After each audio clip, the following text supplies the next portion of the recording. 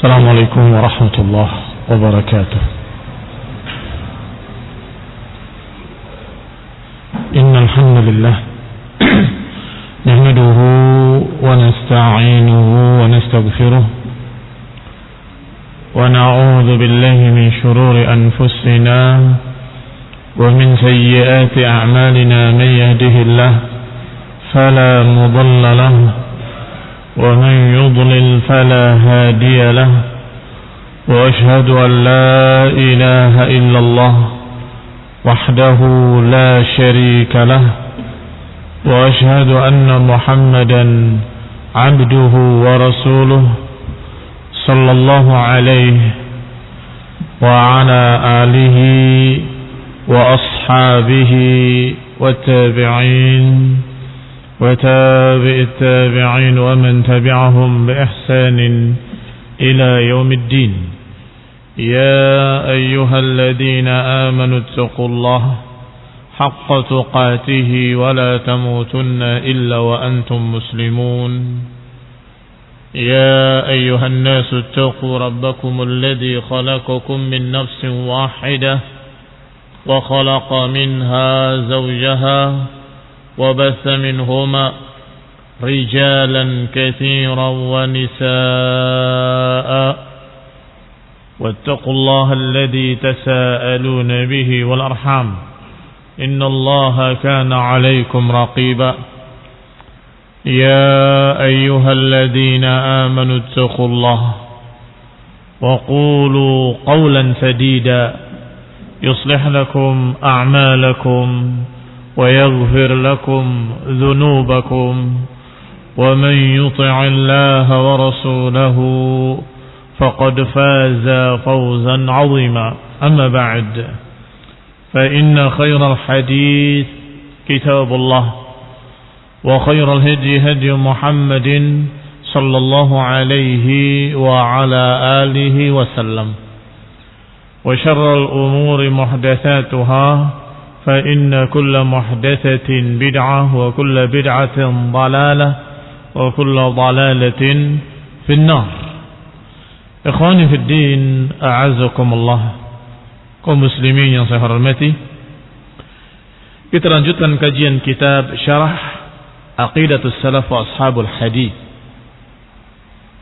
Aqidatus Salaf wa Ashabul Hadith oleh Imam Abu Uthman As-Sabuni Asy-Syafi'i rahimahullah. Adapun syarahnya dari Syekh Rabi' hafizahullahu taala. Dan kita masih membicarakan tentang Al-Khulafa Ar-Rasyidin, bagaimana terpilihnya mereka dan bagaimana dibaiatnya mereka. Adapun Abu Bakar dibaiat dengan isyarat dari Rasulullah SAW, sehingga mereka memahami bahwa satu-satunya orang yang berhak menjadi khalifah setelah dan sepeninggal Rasulullah sallallahu alaihi wa ala alihi wasallam adalah Abu Bakar. Adapun Umar dibaiat dengan pilihan khalifah yang pertama, yaitu Abu Bakar. Kalau aku meninggal, penggantiku adalah Umar. Adapun Utsman terpilih dengan dipilihnya 6 orang oleh Umar bin Khattab, disuruh untuk bermusyawarah dan memilih di antara mereka menjadi khalifah. Dimasukkan anaknya untuk musyawarah dengan pesan tetapi jangan dipilih. Maka terpilihlah Utsman Ibn Affan radhiyallahu taala anhu. Adapun yang keempat adalah Ali bin Abi Thalib. Tammatil bai'ah lahu. Sempurna juga baiatnya. Seluruh kaum muslimin membaiat kepadanya. Hanya saja ada sedikit perselisihan, fitnah dan kesalahpahaman. Karena susahnya informasi ketika itu, maka Ali bin Abi Thalib sudah dibaiat di Madinah, sedangkan sebulan berikutnya berita terbunuhnya Utsman baru nyampe ke Syam. Dan Muawiyah dengan pasukan besarnya ingin menuntut qisas terhadap para pembunuh Utsman. Ikhwani fid din, a'azzakumullah, kaum muslimin yang saya hormati. Walhamdulillah, fitnah tersebut tidak berlangsung lama. Setelah Al-Hasan dibaiat karena Ali bin Abi Thalib terbunuh oleh Khawarij, kemudian anaknya Al-Hasan dibaiat, kemudian Al-Hasan melihat bahwa kalau terjadi dua golongan, dua kepemimpinan, maka tidak akan terjadi kedamaian. Maka dia berpesan kepada Muawiyah, hendaklah berpegang dengan Quran dan Sunnah dan berjanji untuk menegakkan keadilan. Aku akan melepaskan.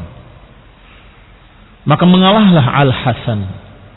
Maka terjadilah persatuan dan perdamaian, sehingga tahun tersebut tercatat dalam sejarah sebagai Amul Jamaah, tahun kebersamaan, tahun jamaah. Seluruhnya gembira, seluruh kaum muslimin dari kedua belah pihak seluruhnya bergembira dengan kejadian itu. Hanya kelompok sempalan kecil yang berpemahaman Syiah Rafidhah dan yang berpemahaman Khawarij yang tidak suka.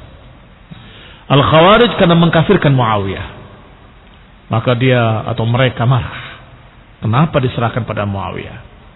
Syiah karena ghulunya kepada Ahlul Bait, ekstrim, melampaui batas, sehingga dia menyatakan bahwa tidak berhak selain Ahlul Bait untuk memimpin. Sehingga bukan hanya menyalahkan Muawiyah, menyalahkan Abu Bakar wa Umar wa Utsman radhiyallahu taala anhum. Maka kecewanya mereka sangat berat ketika Al-Hasan mengalah dan menyerahkan kepemimpinannya kepada Muawiyah radhiyallahu taala anhu. Kaum muslimin yang saya hormati, tentunya perbuatan Al-Hasan adalah perbuatan yang terpuji dan dipuji oleh Rasulullah SAW sebelum terjadinya, yaitu ucapan la'allallah an yusliha bihi baina fi'ataini 'azimataini minal muslimin. Semoga Allah akan memperbaiki keadaan kaum muslimin. Semoga Allah akan memperbaiki dengan anak ini keadaan kaum muslimin dan mendamaikan dua pasukan besar dari kaum muslimin. Dalam keadaan Al-Hasan masih kecil, di dalam gendongan beliau berkata, inna ibni hada sayyid, sesungguhnya anakku ini adalah sayyid yang akan mendamaikan dua pasukan besar di antara kaum muslimin. Dipuji. Maka siapa yang menyalahkan Al-Hasan berarti dia menentang Rasulullah SAW. Siapa yang menyalahkan Al-Hasan berarti dia menyalahkan Nabi SAW dan sekaligus menyalahkan seorang tokoh Ahlul Bait, yaitu Al-Hasan ibni Ali radhiyallahu taala anhuma. Menyalahkan Ahlul Bait, anaknya Ahlul Bait. Kaum muslimin yang saya hormati. Wa mimma yadullu ala anna khilafah haula'i haqqun wa annahum humul khulafa ar-rasyidun qaulur Rasul SAW. Adapun dalil yang menunjukkan bahwa khalifah-khalifah tersebut adalah khalifah-khalifah yang lurus, khalifah-khalifah yang terpercaya, maka dalilnya adalah dua hadis ini. Hadis pertama tentang pujian terhadap Khulafaur Rasyidin, hadis kedua tentang masa berapa lama Khulafaur Rasyidin. Pujiannya, Nabi menyatakan alaikum bisunnati wa sunnatil khulafa ar-rasyidin al-mahdiyyin 'addu 'alaiha bin nawajid wa iyyakum wa muhdatsatil umur. Kata Nabi SAW, peganglah sunnahku dan pegang pula sunnahnya khalifah-khalifah yang lurus setelahku yang mendapatkan hidayah. 'Addu 'alaiha bin nawajid, pegang dan gigit dengan geraham kalian. Dan hati-hati kalian dari perkara-perkara muhdats. Hati-hati kalian dari perkara-perkara yang diada-adakan, perkara baru yang ditambah-tambahkan dalam Islam. Baik, hadis ini mencakup satu faedah penting, yaitu hendaklah kita berpegang dengan khalifah-khalifah yang lurus setelahku, yang mahdiyin, yang mendapatkan hidayah. Disebut dengan lurus dan disebut dengan mahdiyin, mendapatkan hidayah, mendapatkan bimbingan. Baik, manhum al-khulafa ar-rasyidun. Dipuji memang, dikatakan lurus, dikatakan mendapatkan hidayah, dan diperintahkan kita untuk berpegang dengan sunnah mereka. Tapi siapa yang dimaksud? Hadis kedua berbicara tentang masanya. Kalau hadis tadi dikeluarkan oleh Imam Ahmad dan Ibn Abi Asim dalam Sunnah, dan juga diriwayatkan dalam Tirmidzi, Sunan Tirmidzi, Sunan Abu Daud, dan diriwayatkan juga oleh Al-Bazzar, dan disebutkan oleh Syekh Al-Albani di dalam silsilah Al-Ahadits Sahihah, dinukilkan oleh beliau di dalam silsilah hadis sahih. Juz pertama halaman 820. Baik, hadis kedua. Nabi menyatakan al-khilafatu ba'di 30 sana. Khilafah setelahku 30 tahun. Khalifah-khalifah setelahku ada 30 tahun lamanya.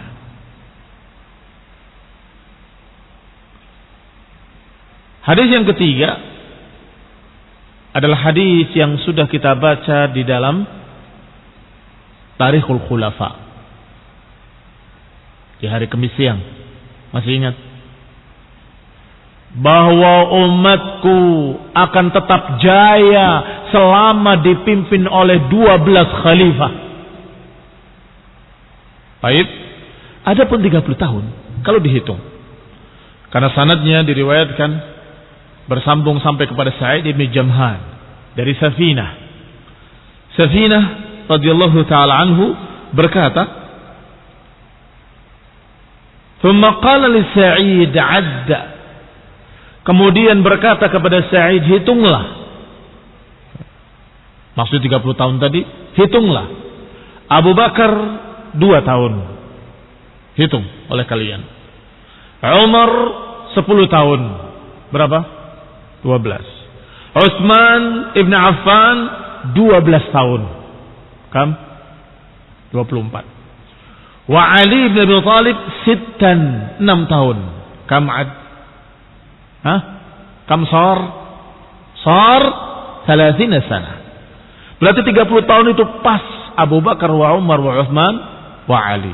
Maka tidak ada khilaf di kalangan para imam-imam ahlus sunnah dan juga imam-imam madhab.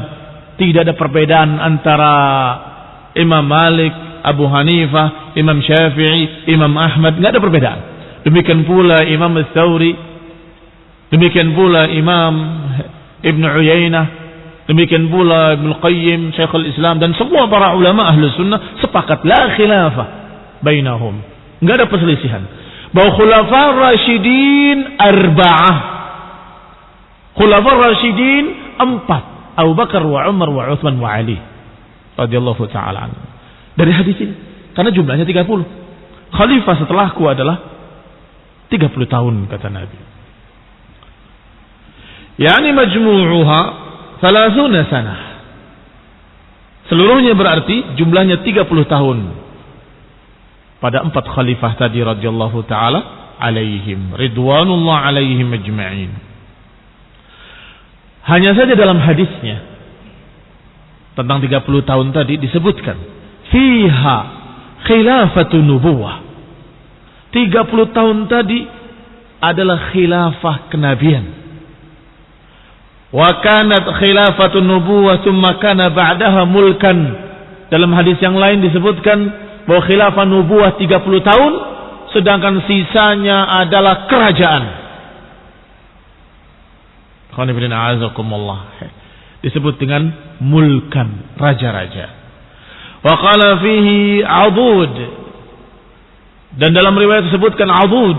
Adud adalah yang dikatakan keras atau dikatakan raja yang diktator.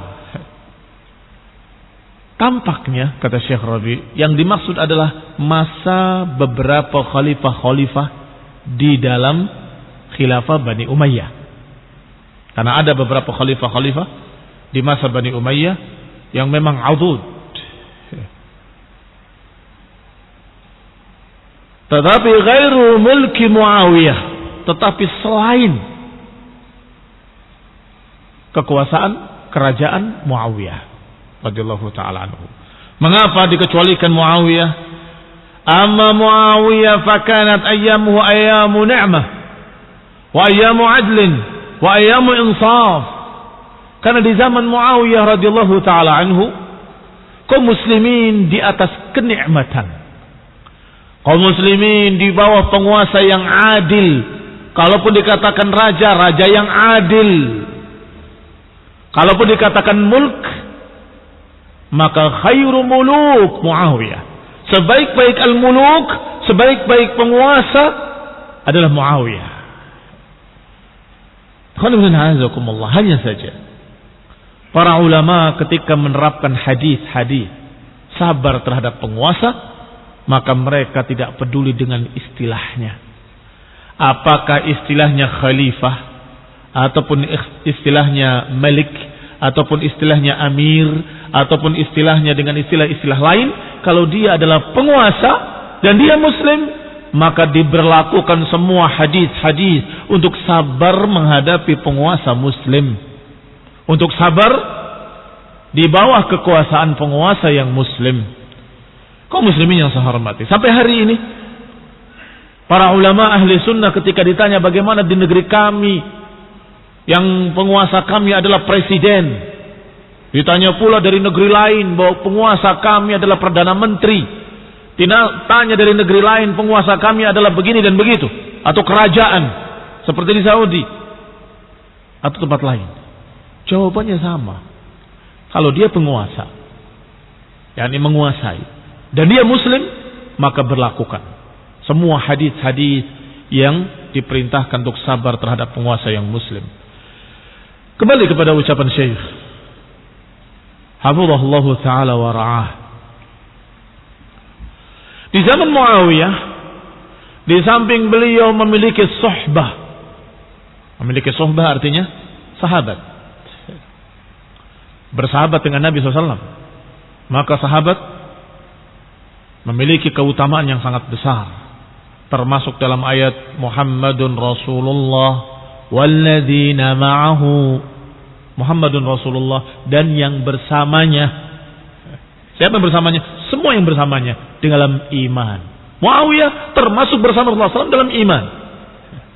Masuk pula dalam ayat As-sabiquna al-awwalun minal muhajirin wal ansar walladzina taba'uhum bi ihsan. Muawiyah termasuk yang taba'uhum bi ihsan. Termasuk juga dalam ayat yang lain yang menunjukkan keutamaan-keutamaan para sahabat. Dan termasuk ucapan Rasulullah SAW tentang sebaik-baik manusia adalah generasiku yang beriman kepada aku. Ditambah lagi selain suhbah beliau, beliau adalah pemimpin yang adil. Sampai seorang tabi'i ada yang berkata, sungguh demi Allah, kalau aku tidak tahu beliau Muawiyah, mungkin aku mengira bahwa Imam Mahdi telah lahir di Syam. Kalau aku tidak tahu itu Muawiyah, mungkin aku mengira bahwa Imam Mahdi telah lahir di Syam. Karena beliau di Syam waktu itu. Kekuasaan di Syam. Dan karena adilnya, karena salehnya, maka kata para tabi'in yang mengalami masa beliau, sungguh kalau aku tidak tahu ini Muawiyah, mungkin aku menduga bahwa Imam Mahdi telah lahir. Karena Imam Mahdi diriwayatkan akan memimpin dengan adil dan akan lahirnya di Syam.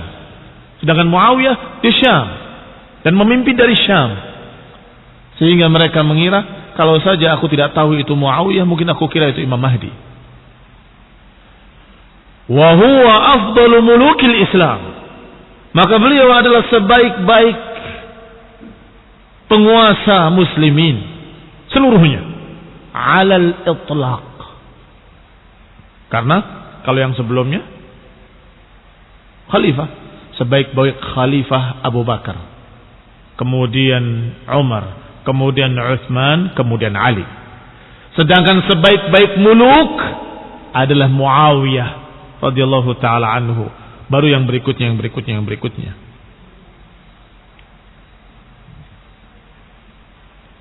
Bahkan kata Syekh hafizahullah wa ra'ah, bahkan beliau lebih baik daripada Umar ibn Abdul Aziz alladhi yadribul masal bi'adlihi wa istiqamatihi. Bahkan beliau pun lebih adil, lebih baik, lebih afdal daripada Umar ibn Abdul Aziz. Umar ibn Abdul Aziz adalah salah satu khalifah di Bani Umayyah yang kesekian.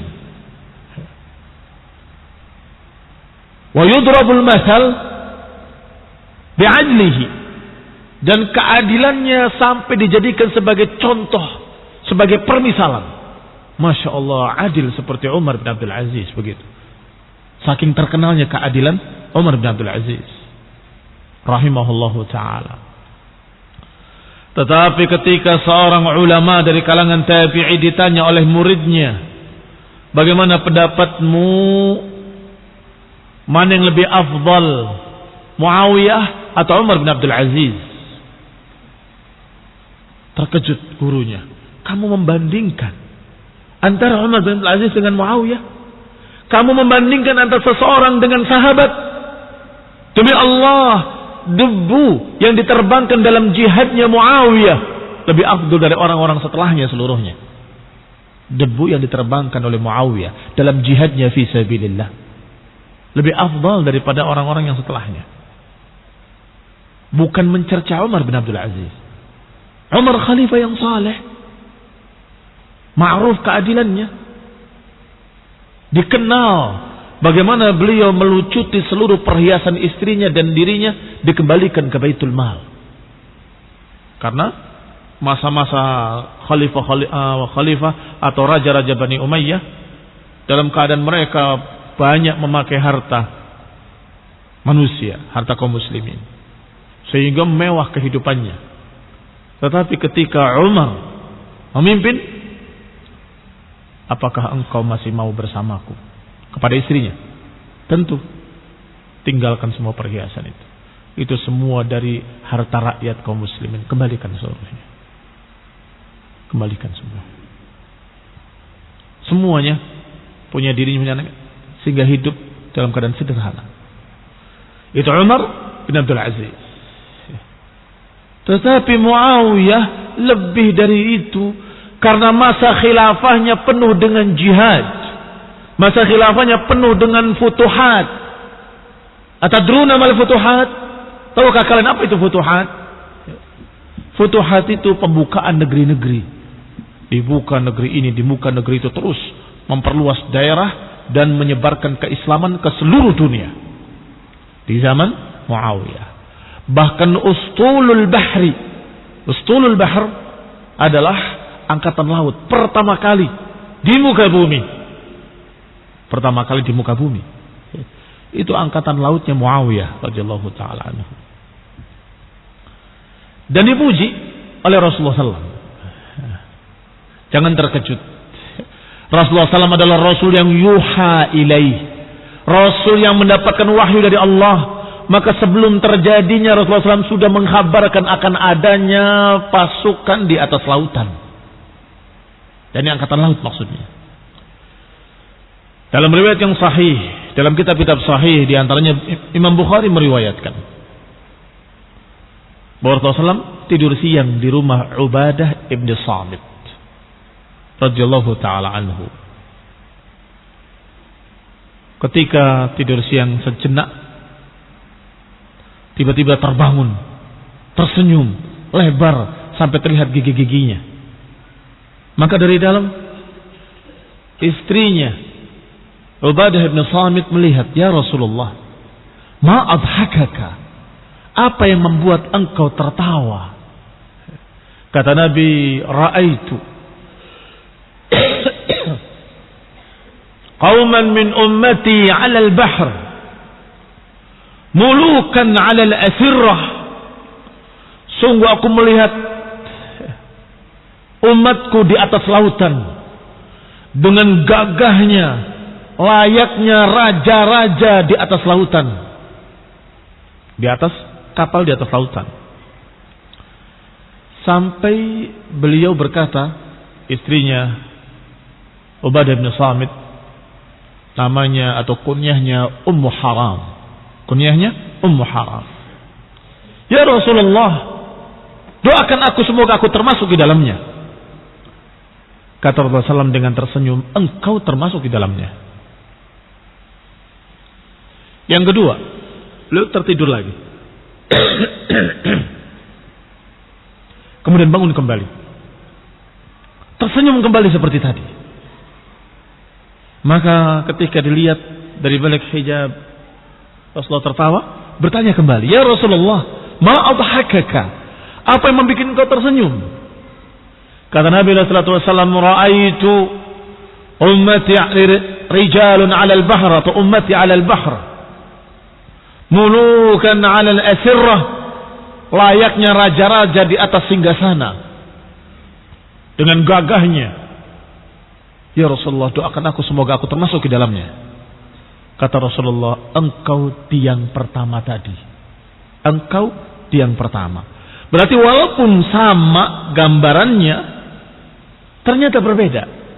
Yang pertama dengan yang kedua berbeda. Yang dilihat oleh Rasulullah SAW bukan satu kejadian, tapi dua kejadian. Khalas. Waktu itu Ummu Haram hanya tahu bahwasanya yang dipuji Rasulullah SAW adalah apa yang dia ada di atasnya. Ternyata Ummu Haram ikut suaminya Ubadah bin Samit dalam jihad fi sabilillah di Syam. Di bawah pimpinan Muawiyah radhiyallahu taala anhu, sampai kemudian mengarungi lautan ke pulau Siprus atau Kubrus. Dulu namanya Kubrus, sekarang Siprus. Dan meninggal di sana.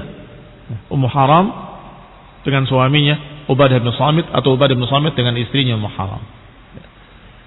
Maka jelaslah yang dimaksud oleh Rasulullah SAW adalah pasukan Muawiyah yang dibanggakan. Dan Rasulullah SAW tersenyum dan menyatakan, sungguh aku melihat umatku di atas lautan dengan gagahnya layaknya raja-raja di atas singgasana.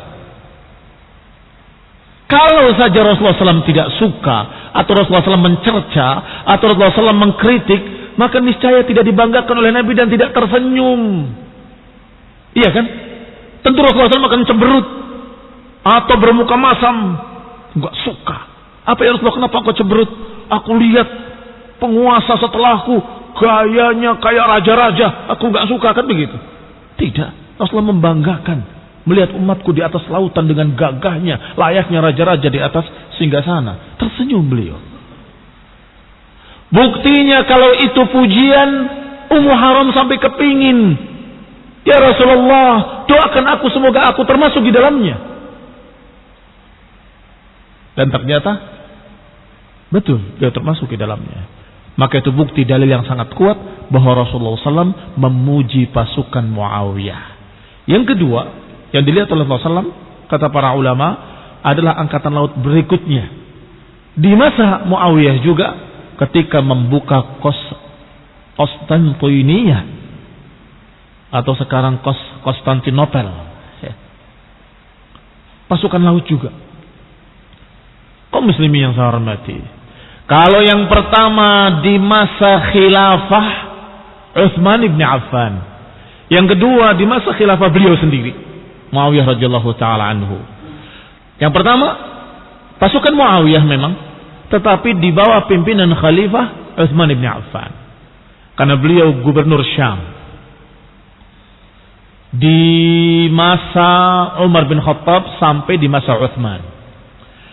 Di masa Umar bin Khattab, Muawiyah mengusulkan, ya Amirul Mukminin, di hadapan kami ada lautan, di seberang kami, di seberang lautan ada manusia.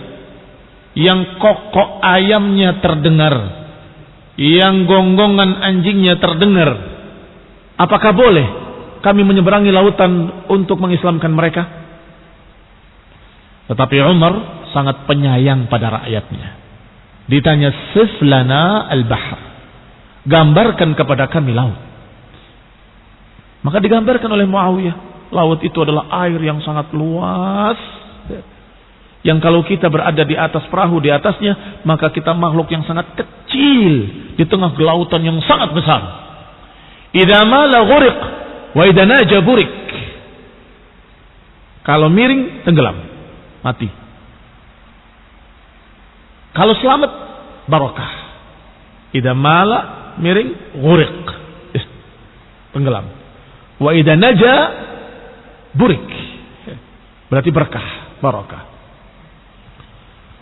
Ketika digambarkan seperti itu, kata Umar, jangan bawa seorang muslim pun ke laut. Karena sayangnya pada rakyatnya. Jangan bawa seorang muslim pun ke laut. Karena khalifah mengatakan seperti itu, sami'na wa ta'ana. Maka Muawiyah mengurungkan niatnya. Sampai berganti khalifah Utsman ibn Affan. Diusulkan kembali usulan yang dulu. Ya Amirul Mukminin, di hadapan kami ada lautan, di seberang lautan ada pulau, ada kaum muslim, ada manusia. Bolehkah kami menyeberangi lautan untuk mengislamkan mereka atau mengajarkan Islam pada mereka? Diizinkan oleh Utsman bin Affan. Sebarkan pada seluruh manusia. Berarti kalau ditanya angkatan laut Islam pertama kali kapan muncul? Di zaman Khalifah Utsman bin Affan. Dipimpin oleh siapa? Oleh Muawiyah radhiyallahu taala anhu. Demikian ikhwan fillah azakumullah, yang kemudian berlanjut sampai di masa pimpinan Muawiyah membuka Konstantinopel, Konstantiniyah dan negeri-negeri lainnya, mawara al-bahr, apa yang di balik lautan. Berarti Islam semakin berkembang. Dan ini tentunya maziyah, keutamaan, keistimewaan dari pimpinan Muawiyah, khilafah Muawiyah. Apakah dinamakan khalifah ataupun dinamakan kerajaan, tetapi itu adalah sebaik-baik kerajaan, sebaik-baik penguasa radhiyallahu taala anhu.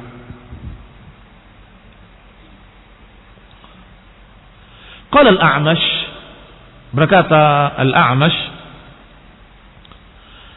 ayyam Muawiyah law ra'aitaha qala hiya afdal min ayyami Umar bin Abdul Aziz.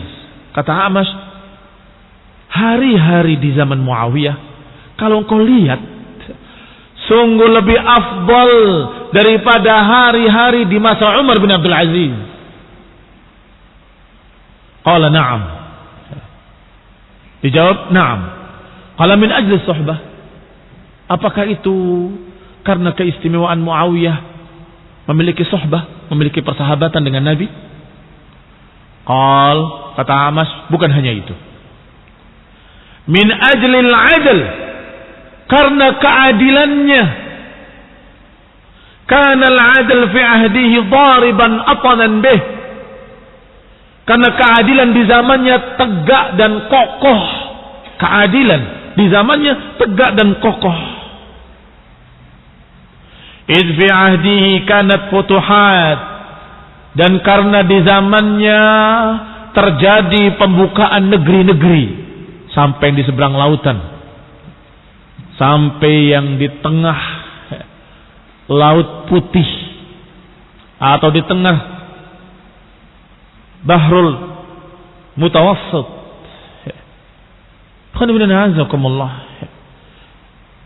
Pembukaan-pembukaan ini membutuhkan jihad fisabilillah. Dan jihad membutuhkan mental yang kuat, iman yang kokoh, memerlukan pengorbanan harta dan nyawa, memerlukan pengorbanan dan pengorbanan. Ini menunjukkan orang-orang istimewa. Nggak bisa dilakukan oleh para munafik, nggak bisa. Maka kalau kalian wahai Syiah menuduh Muawiyah munafik, Berarti engkau menyelisihi akal kalian sendiri. Engkau menyelisihi akal kalian sendiri. Sejak awal munculnya munafik, apakah mereka mau berkorban? Munafik tidak pernah mau mengorbankan hartanya, apalagi nyawanya. Sedangkan Muawiyah berperang, bukan nyuruh dianya di rumah, tidak, berangkat memimpin perang. Muawiyah radhiyallahu taala anhu. Demikian pula para sahabat yang bersamanya. Fa Muawiyah la yulhaqul khulafatur rasyidin. Maka Muawiyah memang tidak termasuk khulafa ar-rasyidin. Jelas khulafa ar-rasyidin lebih afdal, Abu Bakr wa Umar wa Uthman wa Ali radhiyallahu taala anhum. Walakin ayyamuhu kanat ayyamu fadlin. Tetapi hari-hari di zaman pimpinan Muawiyah adalah hari-hari yang penuh keutamaan, penuh dengan keadilan, penuh dengan futuhat, pembukaan negeri-negeri. Wa ayyamu izzatin lil Islam. Bahkan hari-hari yang penuh kemuliaan terhadap Islam dan kaum muslimin. Bal Malik Bani Umayyah kanat ayyamuhum ayyamu izzin. Bahkan bukan hanya Muawiyah dan yang setelahnya dan yang setelahnya dan yang setelahnya. Muawiyah dan raja-raja Bani Umayyah, hari-harinya, masa di bawah pimpinan mereka itu masa-masa kemuliaan Islam. Jangan digambarkan karena zalimnya dalam beberapa perkara kemudian digambarkan bahwa negaranya begini dan begitu. Tidak. Justru di bawah pimpinan mereka Islam dalam keadaan jaya. Wa 'ala ma waqa'a minhum min adh-dhulm. Walaupun ada yang terjadi pada mereka dari kezaliman-kezaliman. Pada Yazid misalnya, atau anak buahnya Hajjaj ibn Yusuf Al-Thaqafi yang banyak membunuh kaum muslimin, yang dianggap pemberontak, dianggap melawan penguasa. Tetapi di masa itu masa kejayaan Islam. Seluruh kaum muslimin dipimpin oleh seorang khalifah, diatur oleh seorang khalifah, dan Islam tegak dengan jaya. Sampai masa Umar Ibn Abdul Aziz yang terkenal keadilannya. Demikian pula di masa Hisham Ibn Abdul Malik, walaupun ada kezaliman padanya. Wal Walid, dan juga dalam kekuasaan Al Walid, karena indahu syai' min al jabarut, masih memiliki jabarut, kesombongan. Walakin nasallallahu an yaghfira lahu, semoga Allah mengampuni mereka. Mereka masih muslimin, masih layak mendapatkan doa dari kaum muslimin. Allahumma ighfir lahum warhamhum. Karena masih Islam. Yani kana an-nas fi rakha'in, tetapi rakyatnya fi rakha'in wa fi ni'mah. Rakyatnya makmur, rakyatnya mendapatkan keamanan, rakyatnya mendapatkan kenikmatan, dan terus terjadi perluasan daerah Islam dan penyebaran Islam, perjuangan Islam terus tidak berhenti. Justru hancurnya adalah ketika masuknya Bani Umayyah dan kemudian dimasuki di dalamnya Mu'tazilah dan Syiah, maka hancur berkeping-keping. Tetapi dari mulai Abu Bakar wa Umar wa Uthman wa Ali khulafa rasyidin, dilanjutkan oleh Muawiyah dan Yazid sampai Hisham ibn Abdul Malik, sampai Umar bin Abdul Aziz, sampai Al Walid, sampai 12 khalifah. Sampai berapa? Sampai 12 khalifah. Islam dalam keadaan jaya, Islam dalam keadaan tegak, rakyat dalam keadaan terjaga, aman, tentram, tidak ada perpecahan. Di bawah satu penguasa. Baru setelah itu muncullah perpecahan-perpecahan dan kehancuran menjadi duailiyat, negara-negara kecil-kecil, dan yang satu dengan lainnya saling bertikai. Ini yang mengerikan. Itulah masa-masa yang tidak disebut oleh Nabi SAW dengan bangga. Nabi membanggakan angkatan laut bersejarah yang pertama kali. Rasulullah membanggakan raja-raja yang gagah memimpin kaum muslimin. Rasulullah SAW tersenyum melihat mereka dalam mimpinya. Tetapi kata Nabi, dalam masa 12 khalifah, setelah itu terjadilah kehancuran, kata Nabi sallallahu alaihi wa ala alihi wasallam. Subhanakallahumma bihamdik, asyhadu an la ilaha illa anta, astaghfiruka wa atubu ilaik. Wassalamualaikum warahmatullahi wabarakatuh.